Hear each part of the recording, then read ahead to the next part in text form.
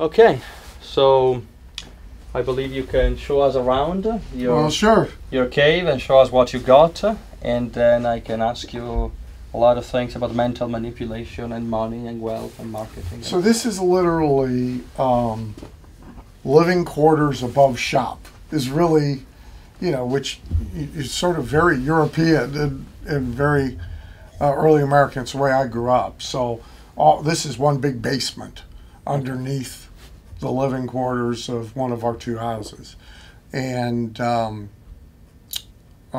it's where I work. So it's, you know, it isn't even completely cleaned up for you today because I didn't know we were roving. So, but it is also where clients come.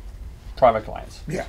So it is for my work, and it is also built to have influence, to convey and communicate certain things, to be interesting to people when they are here. They are here for a full day, typically, sometimes two. And there's a little kind of discovery, oh, this is interesting, Sure. built in. I mean, if you want to sort of start, all your stuff is here, but so you come in through the little Disney shrine. Much of this are client gifts. That is a limited edition portrait of Walt. It's a gift from a client. This is an original Disneyland brochure when it first opened. Gift from a client. Pins, for all the pins from 1986. Gift from a client. This is actually Walt's original patent application from 1930 for the mouse. First time ever. You normally would think in the United States of copywriting intellectual property. He not only filed for copyright, he filed for a patent, which was, it had never been done before. He filed under toy, Okay. so he could make a patent application. And then every time they licensed new merchandise, wristwatches, for example, they filed again under watch. And so Disney owns patents on Mickey Mouse on a zillion different product categories. Yeah, they're some of the most protective. They're aggressive beyond, because they have to be. And they are, I believe, the biggest licensor in the world to number of items. Okay. Of their intellectual property. For a time, Playboy was number 2, right behind him. Okay. And Hefner and Walt knew each other, and they were of the same era, if you will. And I find a lot of similarities between the two of them. They both created worlds unto themselves. Walt had a mouse. Hef had bunnies. I mean, you know, et cetera, et cetera. Each his own. Yeah. So this is all Disney stuff where you get your coffee. Collector pens. There's a story to that. If you want it. These are all, these are from groups I took to Disney where we do dining with an Imagineer. And you can take a small group and you have lunch with a Disney Imagineer. And everybody can ask questions, and everybody gets a collector plate when they walk out of there. These are all my books, and as you noticed earlier, there's a lot of foreign translation editions, and I get them and then forget even what language they're in. But I think it's if I'm not mistaken, it's 11 foreign translations, and it's 16 or 17 or 18 countries. They even made, this is like a desk calendar, you know, where you tear one page off every day. I don't even know what book it is. You probably know what language no, it is. It's Japanese. I don't speak Japanese. I speak Chinese, but not Japanese. Japanese. So I'm very big in Japan. They like me in Japan for some reason. Now you're really into workspace. This is all book-related stuff. This is move stuff in and out. This is, the sophisticated term would be the communications room. I mean, so this is where the glorious fax machine resides, Wow. which I have unplugged it and the phone so we don't hear noise this morning. But phone, fax, hardline phone, so interviews, teleseminars, that kind of thing, I won't do even on a unwired. I don't have a cell, but I won't do it on an unwired portable. I do it on that unit because it gives the best sound quality. This is backup computer number 1 in case the main computer in my work area fails. This is backup computer number 2 in case the one in there and this one for some reason decides not to work today. And they all will print. What do you mostly use your computer for?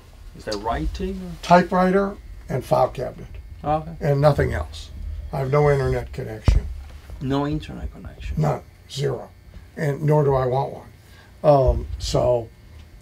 They really are a high-speed, high-efficiency typewriter and a file cabinet, Yeah. in a sense.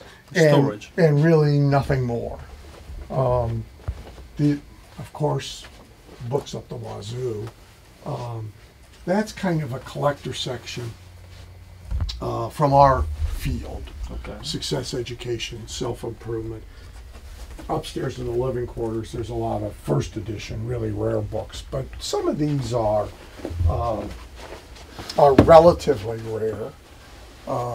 This is how the original Napoleon Hill Walls of Success, Wow. before Think and Grow Rich, was its condensation. This is how those editions were packaged. So each one of the principles, it's its own hardbound edition, and they were sold this way. That's kind of rare. Oh, you got Outwitting the Devil. Yeah. Yeah, well, that's the most recent, supposedly previously done by Hill. This is actually, if you want to see a relic, this is the original Napoleon Hill home study course.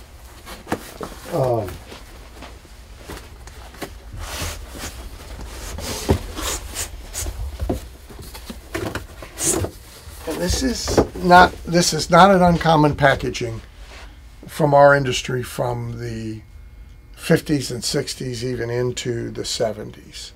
A company called SMI, Success Motivation Institute, packaged all their product in briefcases.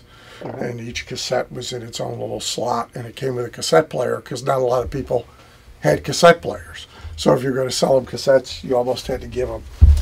But this was the original. This is the envelope to send back your completed Form. tests, quizzes. The audio, now I'm having problems, but I want to show it to you. The audio was records. So this predates audio cassettes. Absolutely. You had to sit, I mean, obviously you couldn't play a record in a car, so you had to actually sit at a desk and pay attention, right? Audio cassette was really the explosive factor in this business originally, because it turned a car into a classroom. It made information portable. Up until then, it was not portable. So this is communications room plus bookshelves. This is conference room. Yeah, well, so all through here, there's communication, right? for client benefit, stashed throughout. This is my, I'll have it turned on when a new client's here until they go over and look at it. So it's motion activated. As you can see, I already have a brain. One is enough. So I'll leave it on until somebody has seen the sign, you know. So all through here, there's, oh, I'm gonna go fetch her. Yeah. Did you just wake up? Huh? Come on. Come here. As Come a here. $1 million dog. Come here. Lady, come on. Yeah, and she's like, come here. Come here. She just turned 15. Wow. And otherwise she'd have been, a few years ago, she'd have zapped right down here on her own. And ultimately she'll bark it off to take her back up too. But she's, Hello. she's pretty much blind in one eye and half blind in the other, and she has hip problems, so the steps now are a What's big her issue. name? Lady. Lady. We call her the $1 million dog. Oh, that's she's a so million. spoiled. Yeah. And she thought there might be food down here. So Oh, yeah. what do you want, huh? So where were we? We were in a conference room. Hey, kiddo. What are you doing, huh? Huh? Come here.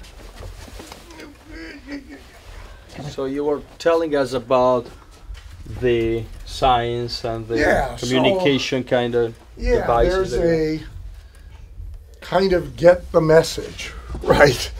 And pretty much anywhere anybody looks, if you come back behind this door, this is a replica of the plane we used for the Infusionsoft multi-city tours. Right. But the signage, the stuff people see, is kind of, it's chosen, it's important. This is neater than usual, but if we're meeting here, all the current work projects are going to be out there. And that's sort of like the busy store, right?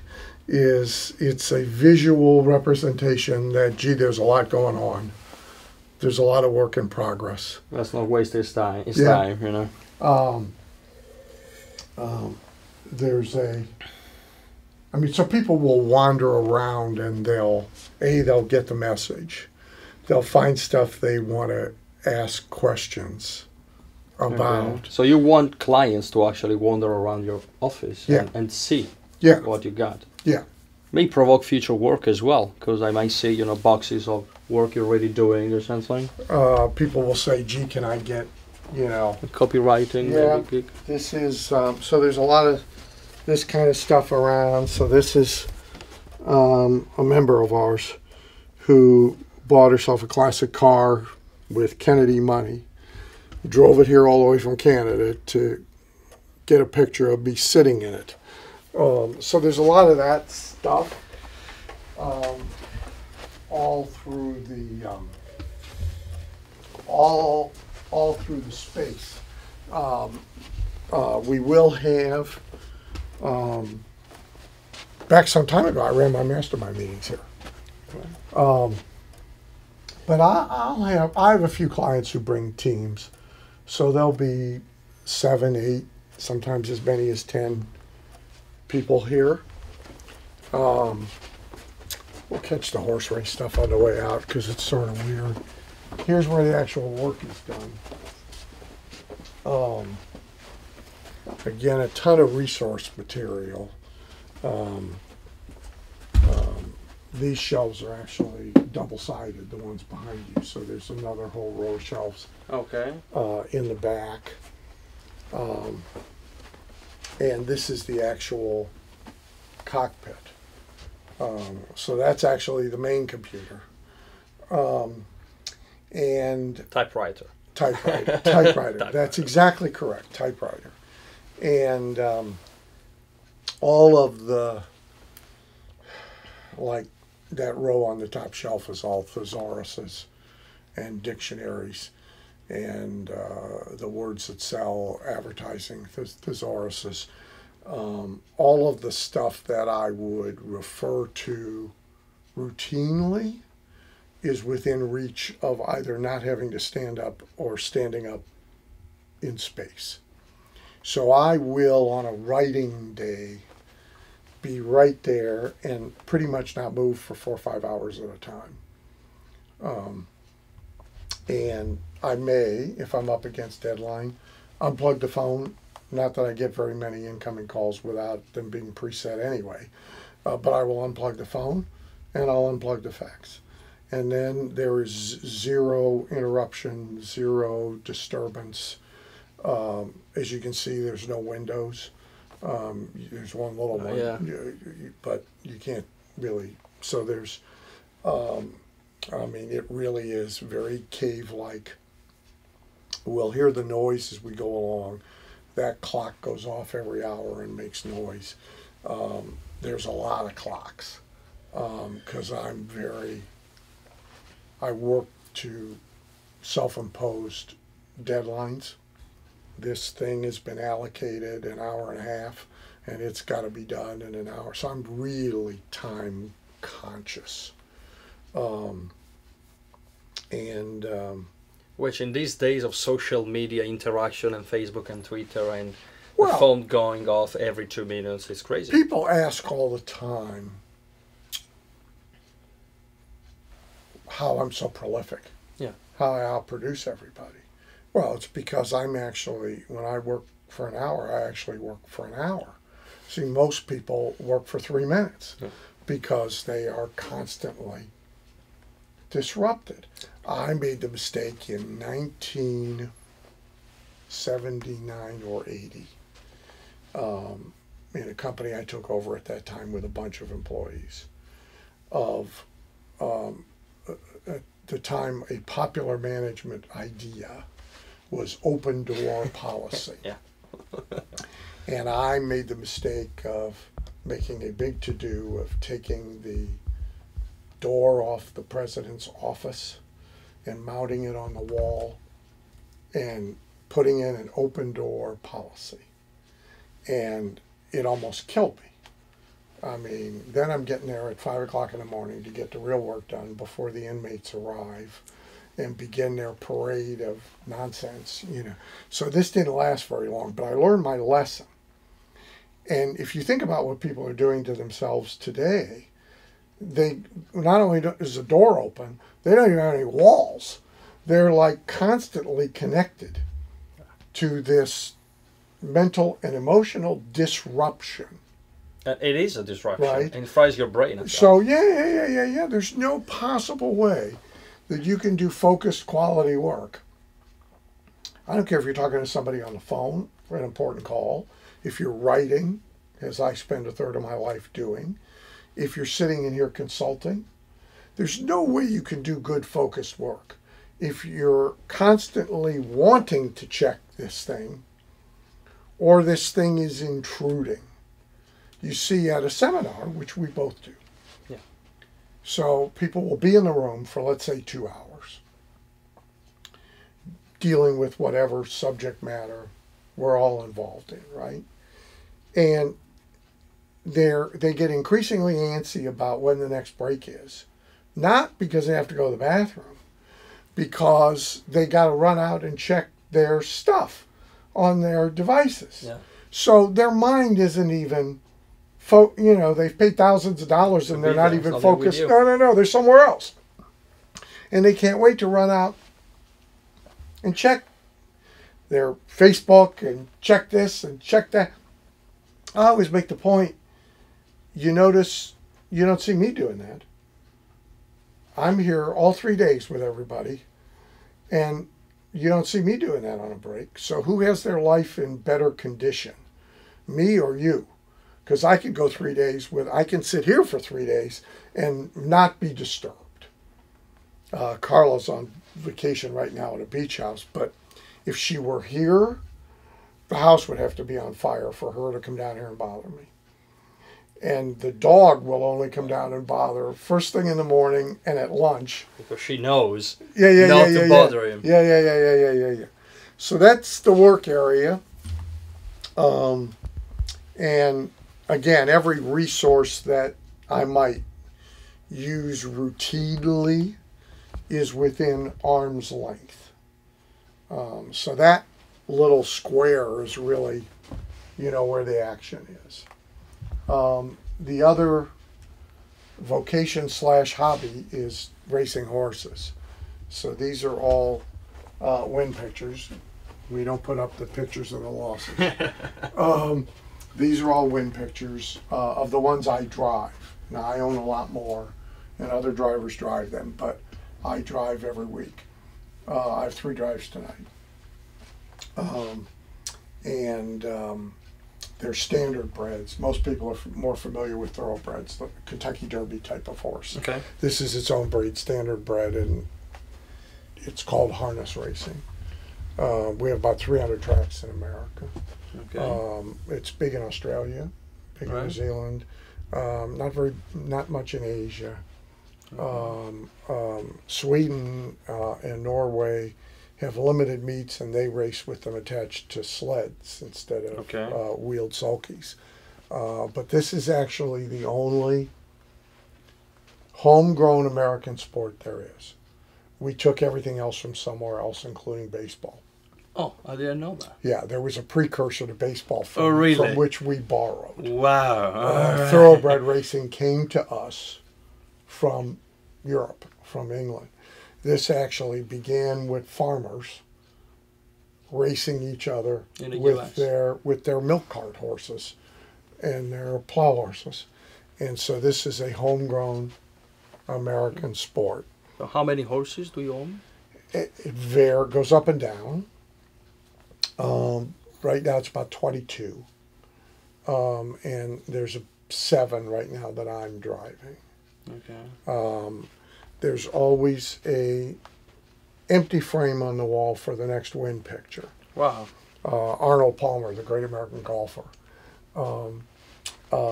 always put an empty trophy case on his shelf next to the last trophy, waiting for the next win. And I adopted the practice some years ago.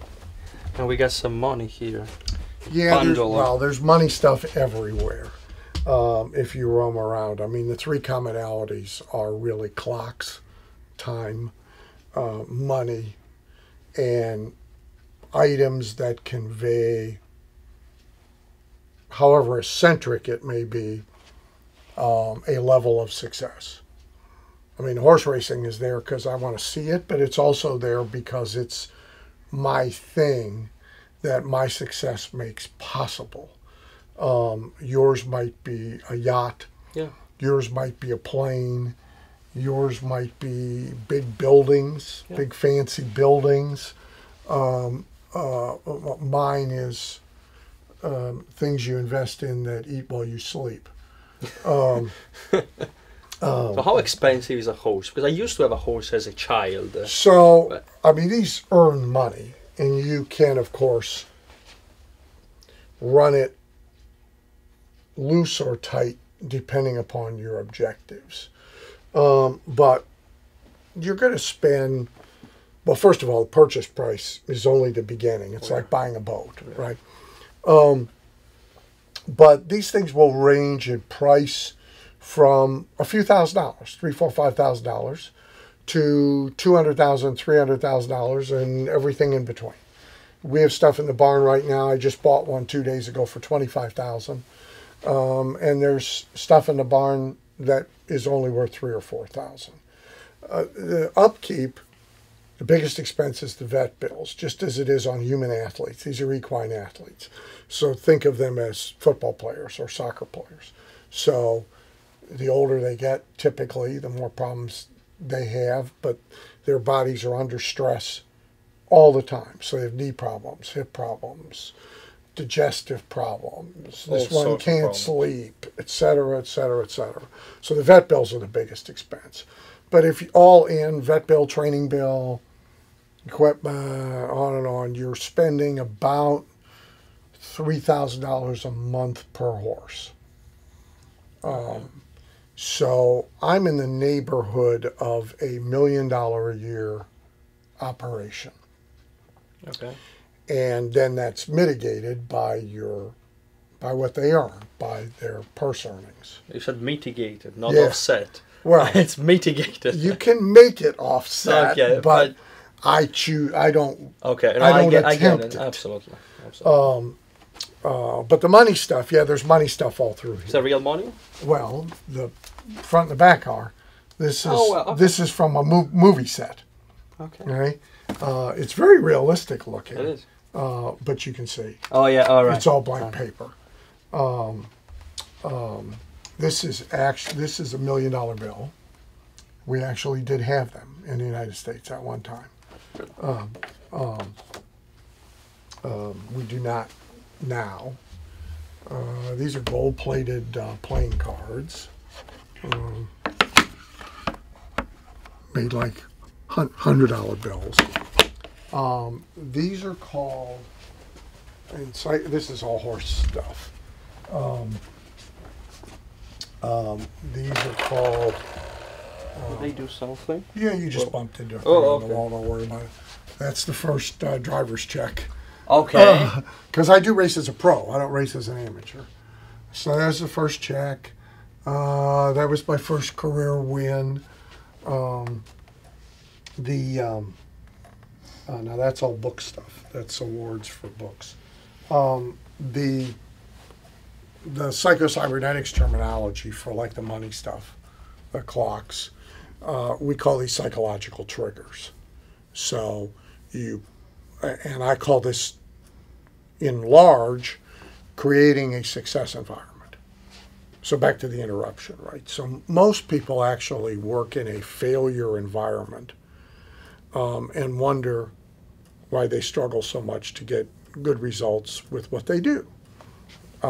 So if you go back 30 years, most clients didn't come to me. I went to most clients. Well, home field advantage is substantial. And I figured it out fairly early.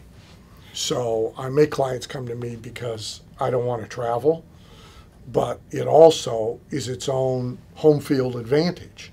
You're much better off dealing with a client in your environment than you are in their environment. People will try and conduct business sitting in Starbucks. Well, Laptop lifestyle. yeah. So I call that a failure environment. A success environment is built to facilitate what it is that you do and the way that you perform best, right? Racehorses. Some like to be toward the front of the barn where all the action is, and they're like supervisors. They're paying attention. Others perform best if they have a lot of quiet and they can rest in quiet. So we have to figure out and then give them the environment in which they can be most productive. Okay. I have a horse I'm racing tonight who's oversized. He's big. And a normal sulky, he'll hit the wheel with his hooves. Now he'll still race, but he doesn't like it. So we have a sulky that I bought just for him that is wider and higher. So he is more comfortable trying to perform, right? So you do the same thing for yourself, right? Is you create a success environment to produce in. Then an aspect of it is what we call psychological triggers. What do you see? What do you hear? Even subliminally. I mean, I say that there are some books that if you never read them, but you saw the title every day, it'd be good for you, Okay. right? So a lot of this is what triggers me to think creatively, to perform well, to feel comfortable when I am working. There's an ad campaign for Corona beer. I don't know if it runs anywhere but the United States, but it runs here a lot. and the slogan is "Find Your Beach." And so the commercial will show people finding a beach or a mountain lodge that they like or whatever, and now they're all sitting around and they're having a Corona beer, right? So this is actually my beach. I would rather be here working than just about anywhere else, and in part because I've made it that for me. Okay, yeah, that makes a lot of sense. Good. You will even find, which is very small, so he can stick his head in there. You'll even find programming imagery in the bathroom. Right. So when the client goes to the bathroom, they are being communicated with by what they see on the wall. Wow, and never what let them they off the hook. see on the sink. So as you say, you've seen some of this on YouTube, Yeah. right? Not necessarily my great preference in life, but people roam around, they take pictures. The really smart ones take pictures of all the books, and then they choose some books to go home and order and get their hands on. Which I will do for the benefit of my students. I'm going to take very close pictures of your bookshelves because that's what they want. When we had mastermind groups here, one guy started it. He would raid my trash, dump all my trash out on the floor, go through it, find rough drafts of things, whatever that he wanted, and then put all the trash back. You don't mind that? And once he started it, others were doing it. So when I realized they all wanted to do it, I got more trash cans.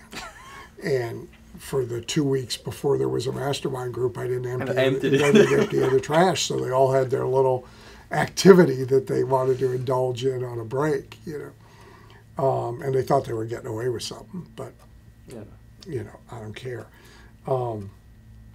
So I probably spend 50% of my working hours, if not more, right in this space that you saw.